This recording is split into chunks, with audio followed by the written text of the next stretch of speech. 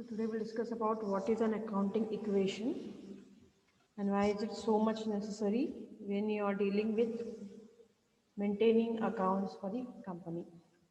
Okay, so accounting equation is nothing but it tells us the sum of all the assets and liabilities of the company. Okay, so what are assets? You know, we have discussed in brief before also. So assets are all the resources owned by a company or a business. So it may be right from your hard cash in hand to bank balance to furniture, vehicles, say machinery, plant, equipments, land, building, investments, goodwill, copyrights, patents, trademarks. So all the resources which are directly, indirectly used by the company. So your raw materials, the stock already prepared, everything contributes to the assets of the company. So if I take an example of an hospitality sector, so I have taken the figures of 2001, that is Marriott Hotels.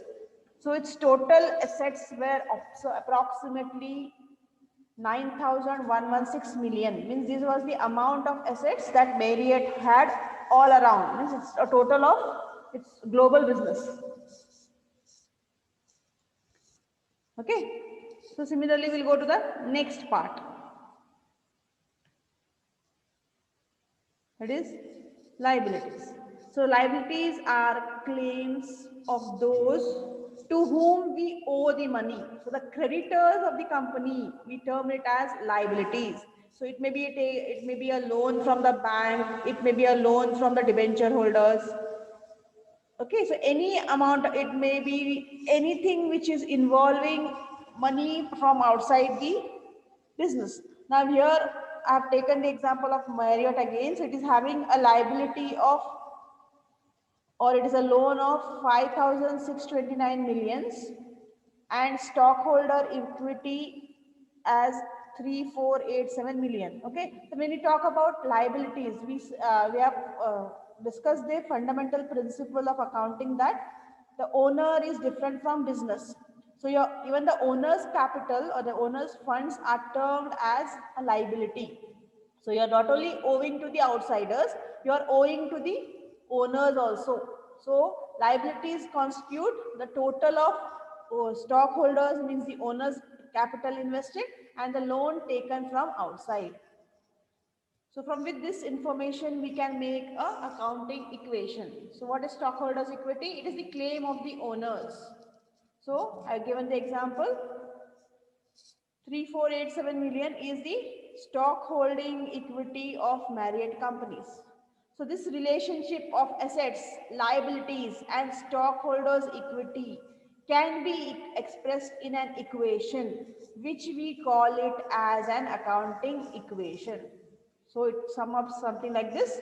So assets, total assets of the company is equal to the liabilities, outside liabilities, plus owner's liabilities, which we call it as assets is equal to liabilities plus stockholders equity. So if you continue the example of Marriott, its total assets is 9,116 million. So liabilities is 5,629 and owner's capital is 3,487. So it sum up to 9,116. It means that whatever investment is made, whether from the owners or from outsiders, that should be equal to the total long-term, short-term, tangible, intangible assets of the company. So if this is not tallying, if this balance sheet is not tallying, it gives a signal that there is some mistake in the way the accounts are put. So your accounting equation will tell you how correctly the accountant has kept the details of the assets and liabilities of the company.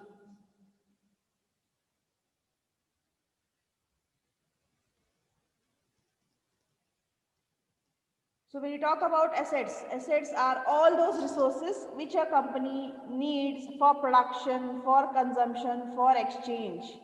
The common characteristics of all assets is it is the can say the capacity of the company to provide future services and benefits. So why are we providing service or products? So that we sell them and earn into revenue. So the assets are the main source of generating revenue. Why? Because just with the money we can't get the revenue. You have to you need some basic infrastructure, basic equipments through which we can make a raw material into output or a final product or service, which in turn will generate cash flows for the company, and your profit maximization, wealth maximization objective will be fulfilled.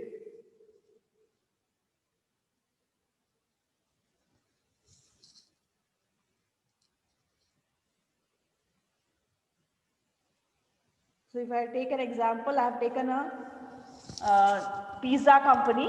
So think that it is owning a delivery truck. Why it is have a, and what, so these are the equipments needed, the assets needed. Say for example, hello, can you hear me? Yes, ma'am. Yes, ma'am. Yes, ma'am. Yes, ma'am. So if we talk about a pizza delivery center, or maybe say a delivery truck, or maybe now we have the concept of mobile restaurants. So their equipments will be the delivery truck, the tables, the chair, and what the crockery, then a cash counter, and so on. So all these constitute the asset of a hospitality company. Okay, then the liabilities will be whatever money it has borrowed from the local bank, or it has taken credit from the local vendors, suppliers. So all these debt obligations will be the liabilities of the company. So if I take an example of Pizza Hut, so it needs money to purchase its raw materials, that is maybe cheese, flour, and so on.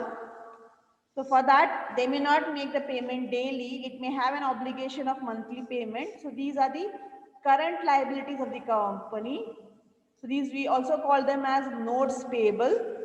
Even the wages of the employees are not given daily. So even sometimes even they are given 1 week late also. Say for example, say especially when there is the unorganized sector, the payment of wages or salaries is not on one particular date, that is the first of the month. They may be delayed for 1 week also. So this delay, with this delay, they can use that same money in buying other raw materials. So even the employees salary will be outstanding, and this outstanding amount of salary or rent or anything else which is not paid, it is called as a current liability. Okay, so when you talk about stockholders' equity, so I said owner's capital. So owner's capital includes the amount of money invested by the owners or partners or shareholders, plus any profit of earlier years which is kept aside, which we call it as retained earnings.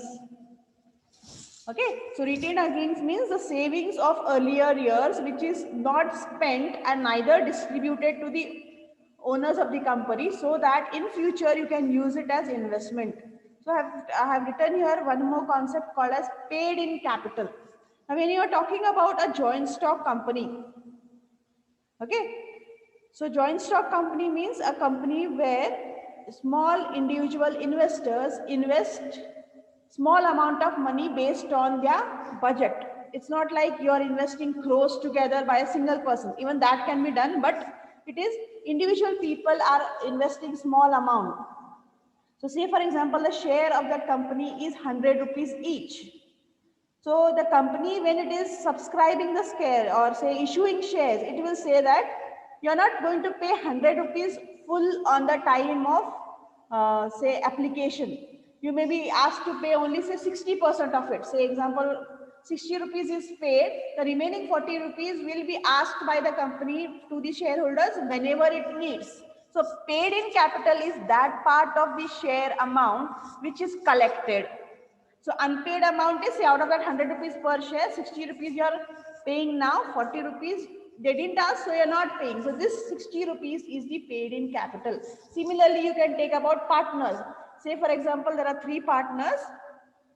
There is a, say, condition that each partner, say, for example, are going to invest the same amount. One partner may say, initially I'm going to pay only 50%. Remaining I'll pay later.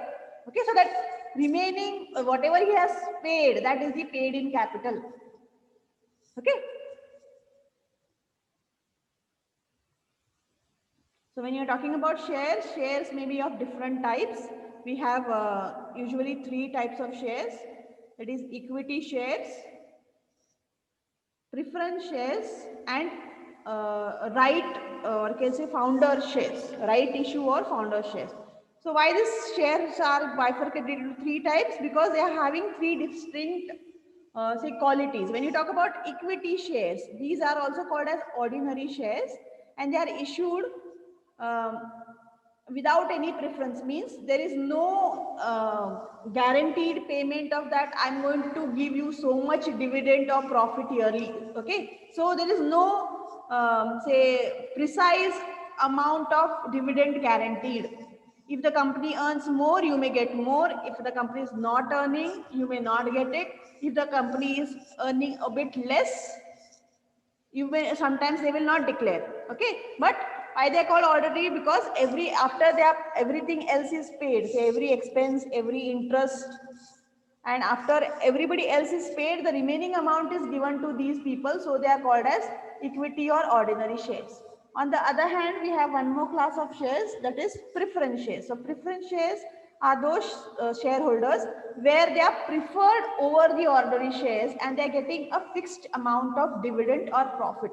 So when the preference shares are issued, the company will say that I am going to give you yearly 8% dividend.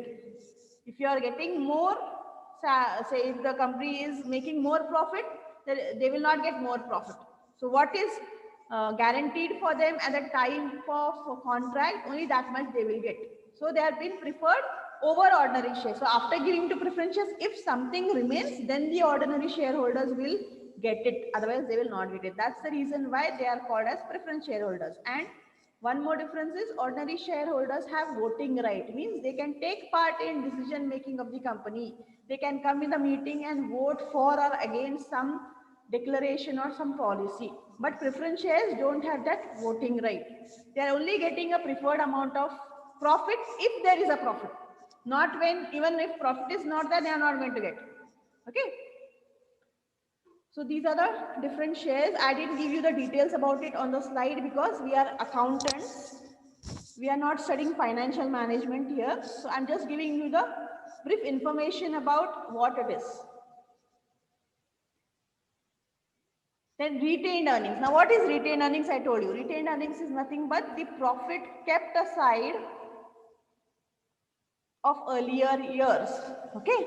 So how is this profit got? So there is a revenue. What is this revenue? Anybody, can you tell me what is revenue?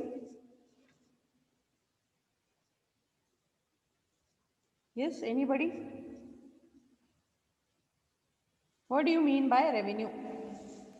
Profit earned by sales. Profit, is it profit? Revenue and revenue is not called as profit. Income. It Income? is not Revenue profit, is ma'am. It's income. total what we get amount. Huh. The So total amount we get back. from where do you get it? Like from the customers, or when we sell some product Business. or something, Yes. what will get improved, including expenses also, it is revenue. Okay, so the total amount of sales, after making sales, whatever amount you get, okay, say for example, the price of a particular product is 100 rupees. So that 100 rupees is the revenue. Now, when I am deducting cost of making that product or service, anything remains, that is the profit. Okay, so the cost of making the product is expense. Revenue is the total amount got by sales of product or services. So retained earnings, how do you calculate? The total revenue minus total expenses. So anything remains is the profit. So that profit, out of that profit, some amount of the profit is given to the owners of the company as dividend. So dividend is what? The share of profit distributed to the owners of the company.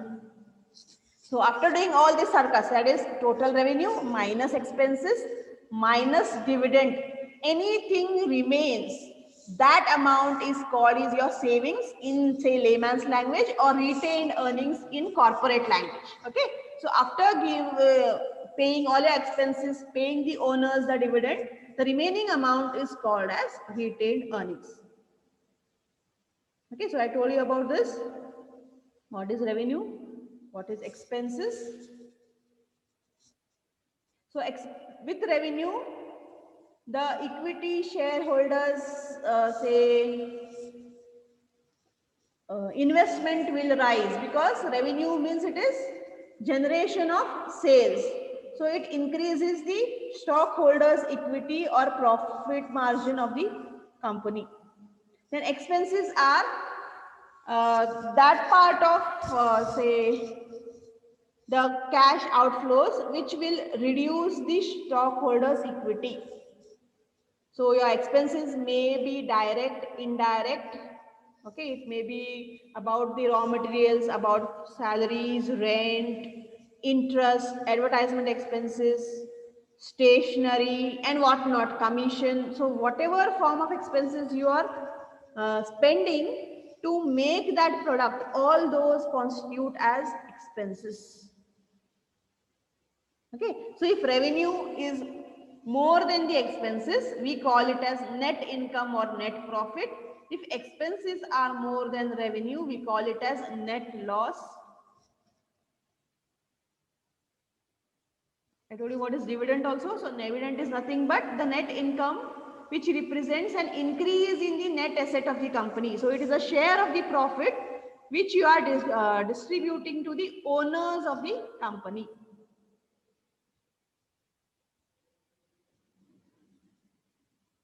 So when does the owner's capital increase? So whenever the, yes, so when there is a profit in the company, the revenue is more than the expenses, then the owner's investment is going to increase. Even there is one more case when the owner's equity increase, that is when the owners reinvest in the company. So I just now told you, out of the 100 rupees, each share 60 rupees is paid. So the remaining, if the company calls for the remaining unpaid amount, so that remaining 40 rupees they are investing. So if the shareholders is increasing the investment, then also their say stockholders equity increases. And when does it reduce? Because of expense, because of dividend payment. So your owner's investment is going to reduce in the balance sheet. I'm not talking about physically, it is in the balance sheet. So when you're giving it to them, it is not there in the company, it is going to them personally. So when you talk about from the point of the company, when you are spending for expenses, when you are distributing income as dividend, the stockholders equity, that total amount in the balance sheet is going to reduce. Now some of you are from commerce or BBA. For this, for you it is repetition and boring, but I'm stressing these things so much because we have many non-commerce students, and for them these points are very much important to understand. Okay. So I'm going to show you one more screen now.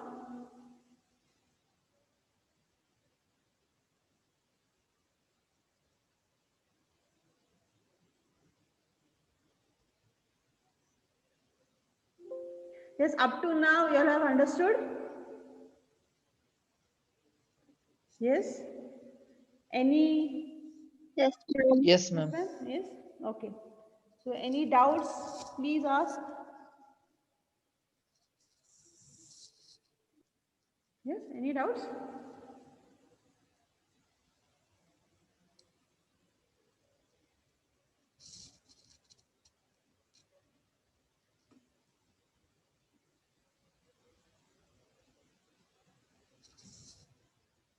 So we'll discuss about journal and journal entries.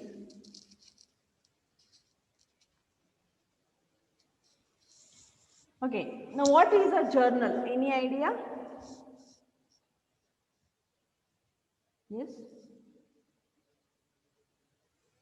What do you mean by a journal?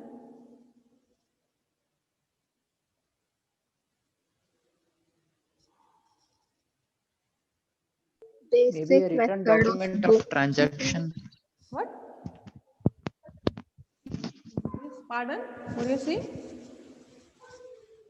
What do you say? You said something transaction. I couldn't hear you clearly. Can you repeat?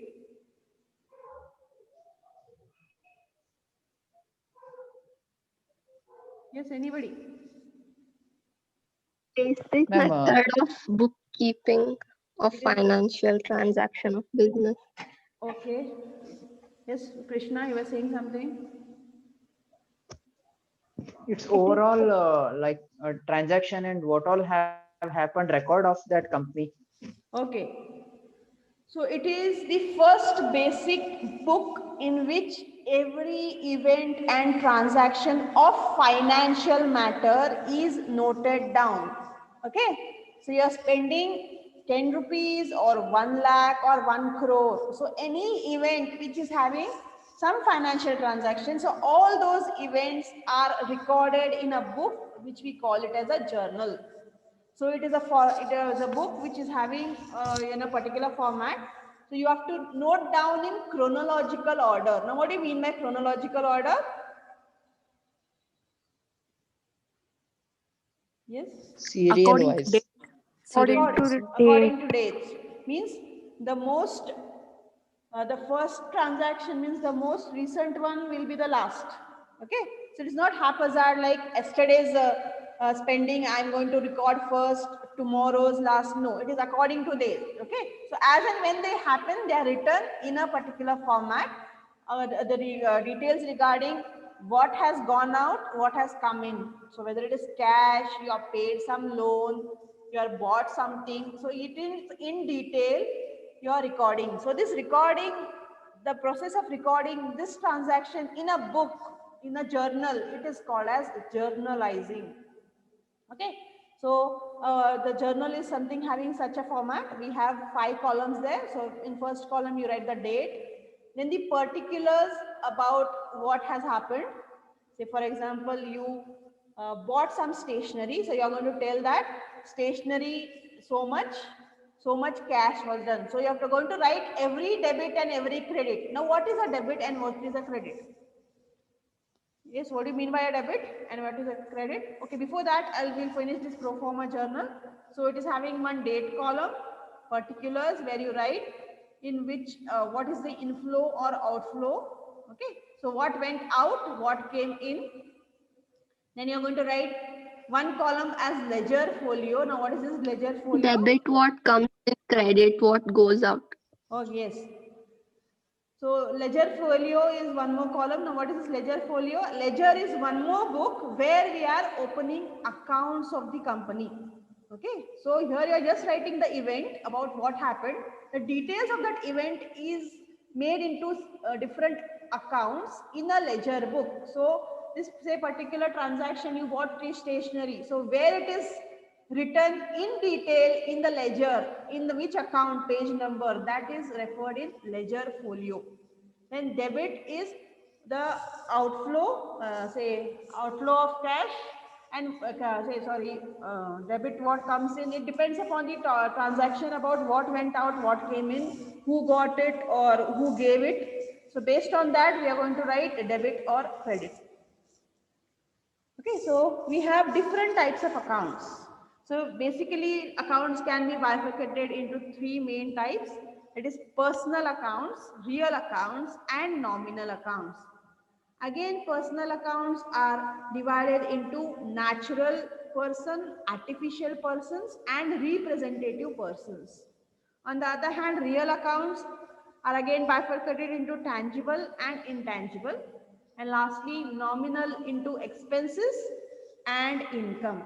So one by one in detail, we'll talk about this. So first type of an account is personal account. So I said natural persons. Natural person means human beings. Okay, like you and me. So account of any person, maybe the person you sold the goods, or maybe the person who has supplied you the goods, or maybe your landlord or anybody. So the physical natural person, these accounts are considered as personal account. The next is artificial personal account, means they are not actually physically human beings. They are, say institutions, organizations, or corporate bodies. So it may be a bank, a club, a company, a firm, okay, so or any organization. But it is, why it is called artificial? Because they are not real person, but we treat them like to be persons. Okay, so a bank account, club, hospital, any institution, they are termed as artificial personal accounts. Then the third one is representative personal accounts. So representative personal accounts means those accounts of expenses and income which are either prepaid or outstanding. Now what do you mean by prepaid? Means you have given advance for it or you have received advance for it.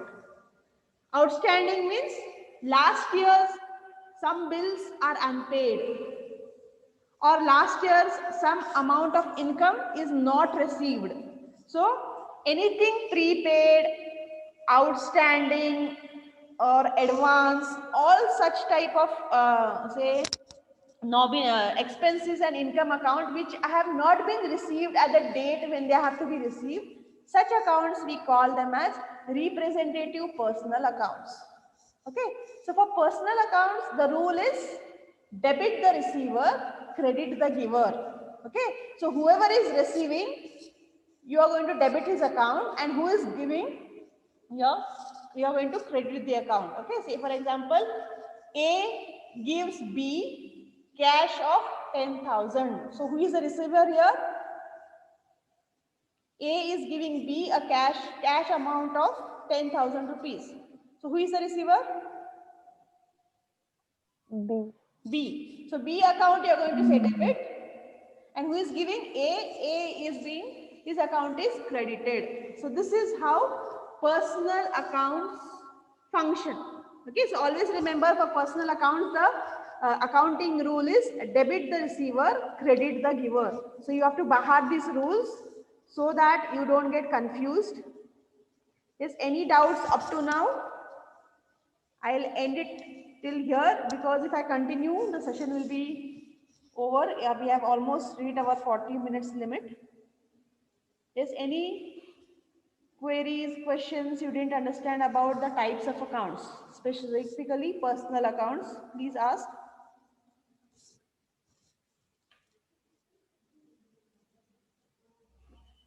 Nothing? Ma'am, can you repeat, ma'am?